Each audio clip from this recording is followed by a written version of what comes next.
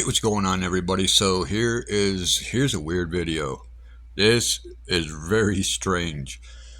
The reason being, well, I'm gonna go through it at the end of this. So let's listen to this video and let's see if you guys pick up on anything that shouldn't have been said or why did they say that.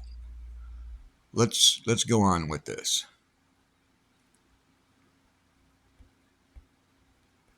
Tonight, the owner who worked hard to get a classic Chevy is understandably so devastated and hoping you'll be able to help them find their car that's worth more than $100,000. Russell Kinsall has been investigating and found the crime is an uncommon one.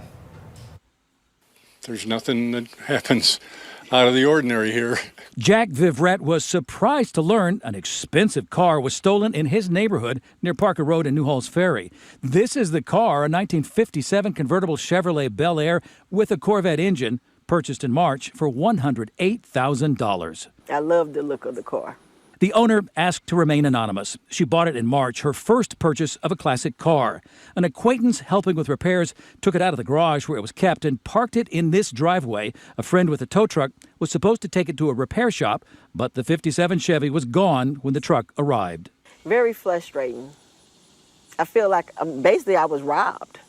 Car gone. I spent my hard-earned money for the car, and now it's just vanished. The owner said the car had only been driven 4 or 5 times. It turns out thefts of classic cars just doesn't happen very often. 31 years I've been here, and it's happened to me once.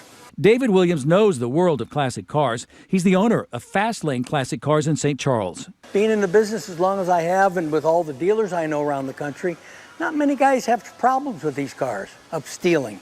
Williams recommends classic car owners protect their investments by making sure their cars are kept in a garage. He says you should consider installing a tracking device, and he recommends installing a kill switch. It's a very distinctive car.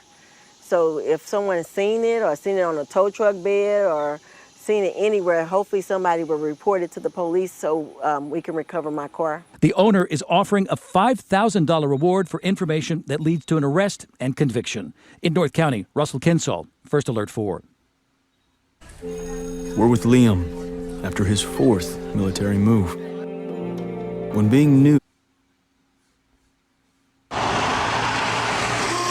Now, I don't know why I just went to jail. I don't know Tonight, why. the owner who worked hard to get a classic Chevy. All right, so now that we got things stopped being goofy, this car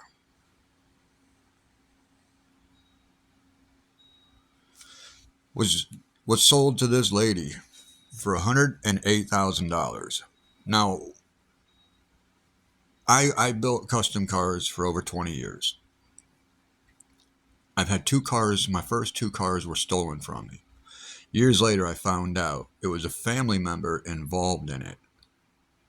Okay, so I had my first 2 builds, a 70 Camaro, well, actually a 70 and a half Camaro and a 73 and a half Camaro. My first 2 builds, 93, 94, they come up missing. For years, I have no clue where they went. I was out looking for them. I wasn't hiding my face. I let everybody know those are my cars. I'm looking for them. I want to know where they're at. Doing this for over 20 years, if you're looking at a $108,000 Bel Air, it doesn't make sense because the lady said that she and her acquaintance were making repairs on this car that they just spent $108,000 for. You don't make repairs to a car that you spend $100,000 on. You don't. There's no need to. So what is the whole question is, who is the acquaintance that was handed the keys to the car, who was supposed to make a phone call to his buddy, the tow truck driver? Who is the acquaintance? Where is he at? Where are the Ring doorbell cameras at? Where are all of the traffic surveillance cameras at? This should be the easiest crime of the century to solve. Because cars like this do not get stolen unless it is something inside. It's an inside thing, dude. Like with my case, it was my family member knew that those were worth some money, so they sold them out from under me. And then they didn't speak to me. I should have put two and two together.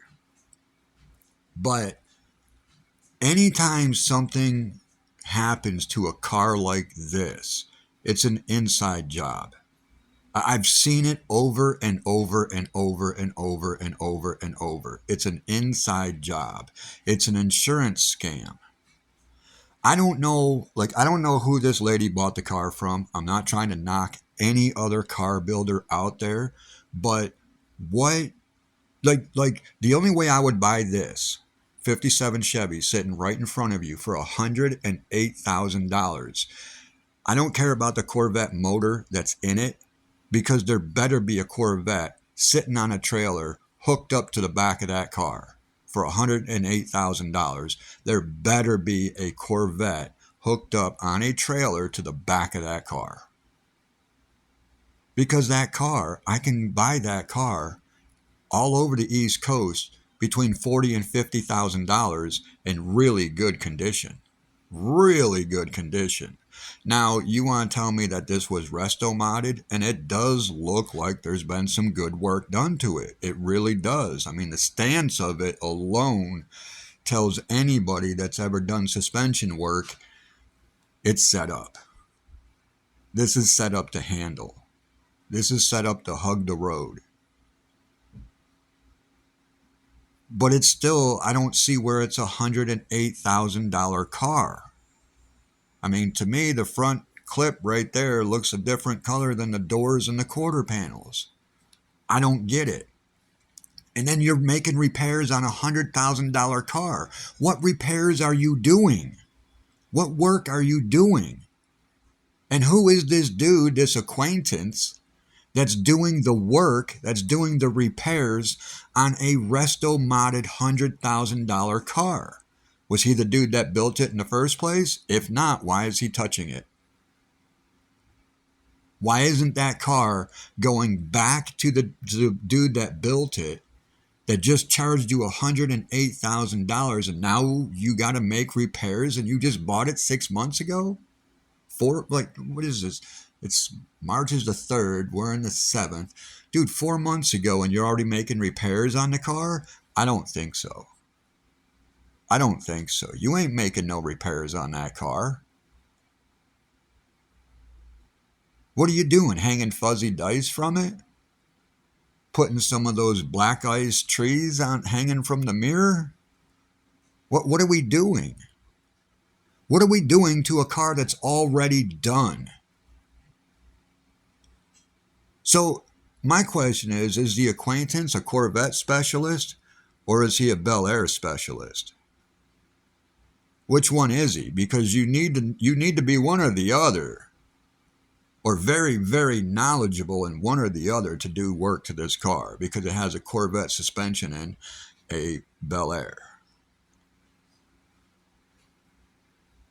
I don't believe this lady's story because, one, she doesn't show her face. Dude, I was all over looking for my cars. People knew I was looking for my cars. They got Ring doorbells everywhere. They have traffic surveillance cameras everywhere.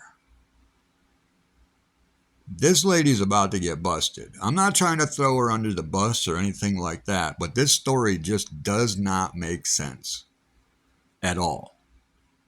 And this is coming from someone who did this for a living. And the only 2 cars I ever had stolen from me was an inside job. Cars like this don't just come up missing, ladies and gentlemen. And the reason being, I mean, you might think, yeah, dude, there's some kids out there that are going to steal this car lickety split. No. It's too easy to identify.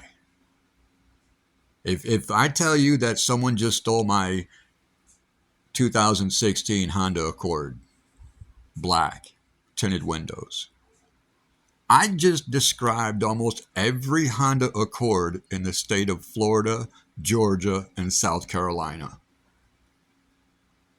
You see what I'm saying?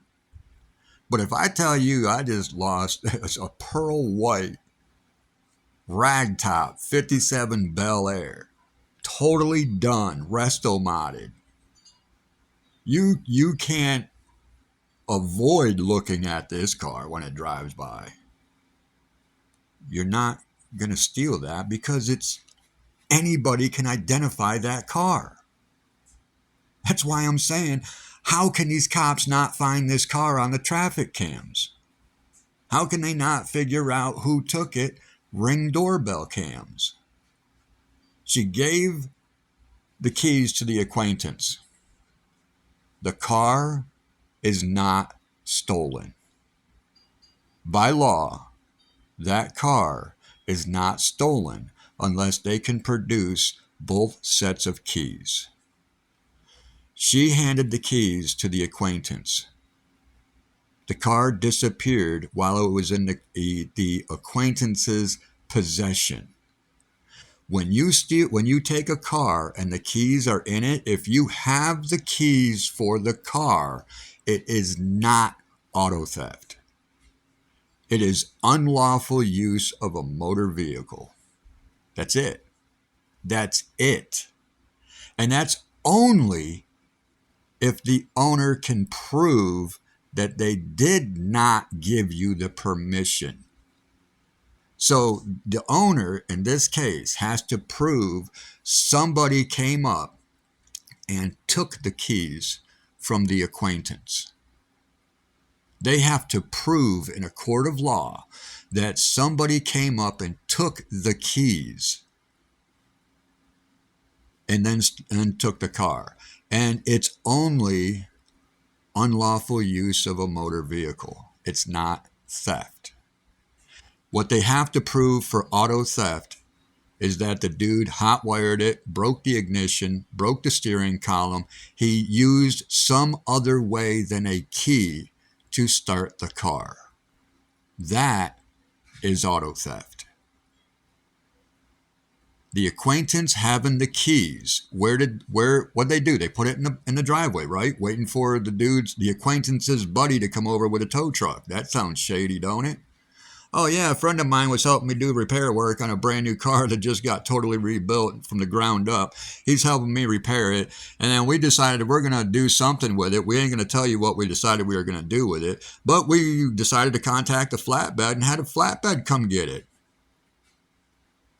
It doesn't make sense. It does not make sense at all. None of this. So there is no stolen car because they can't produce both sets of keys.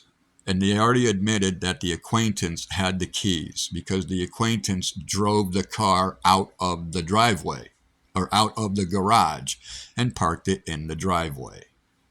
And then the acquaintance disappears. Nobody knows where this dude goes. Nobody knows where the keys are. And the tow truck driver shows up and says, "Hey, where's the car?" Well, that tells me the acquaintance took it because he had the keys. So therefore, it's no longer auto theft. At worst case scenario, it's unlawful use of a motor vehicle until they find out that it was all an insurance scam and they're all getting busted. That's why she don't want her face on TV. All right. That make more sense? Because that's what makes sense to me. This is an insurance scam. Because if you pay $108,000 for a car, you don't need to do anything but put gas in it and change the oil every 3 months. That's it. That's it. Trust me, I spent 20 years building these cars. I know what a $100,000 car is. That is not a $100,000 car. 108?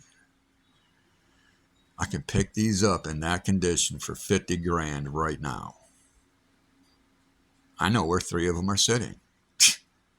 Watch this video. Dude shows you one. They're not that rare.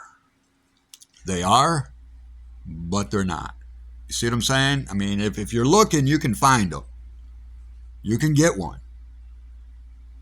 They're not unobtainable. But $108,000, dude, just for some Corvette rims, a Corvette motor, a Corvette tranny, maybe a Corvette rear end. What's that? $18,000? And that's going top of the line. It just does not make sense. With all that stuff in it, I would say $60,000 to $70,000 for this car. I mean, that's going Hotchkiss suspension and all that stuff. I mean, everything is new. And that's the way it should be. So I'm giving the builder credit for doing an appropriate job. You know what I'm saying? I'm not knocking him for his price. He got 108. Kudos to him. Awesome.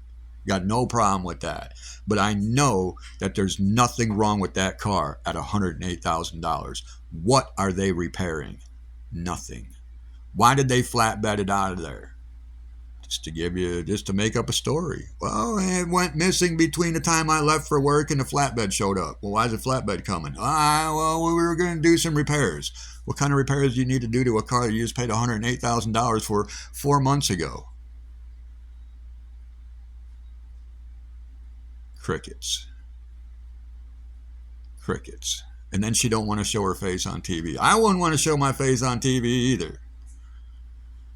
Because you know this is going to catch up to you. Oh my goodness. $5,000 reward. Ain't even worth going out to look for that. Ain't even worth going out to look for it. Just find out who the acquaintance is and there you go. Alright, till next time, guys. Scammers are everywhere.